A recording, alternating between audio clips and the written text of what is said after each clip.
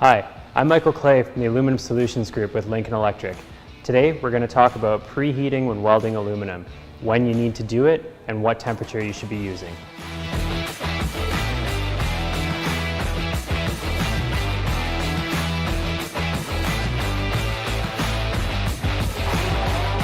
So generally for welding aluminum, a preheat isn't recommended. If a preheat is needed, recommend consulting the code that you're working to, as that will specify what the maximum temperature that you can use would be. Usually we'll say keep the temperature low and don't concentrate your heat in one spot for too long, as you run the risk of degrading the mechanical properties of the material. We know that welding will degrade the mechanical properties in that specific zone, but again, if you're heating outside of that area for too long, then you were damaging the material outside of your welding zone. For further information, please contact us and one of our Lincoln Electric aluminum specialists can help you in determining what the best solution would be for you. Please visit us at lincolnelectric.com.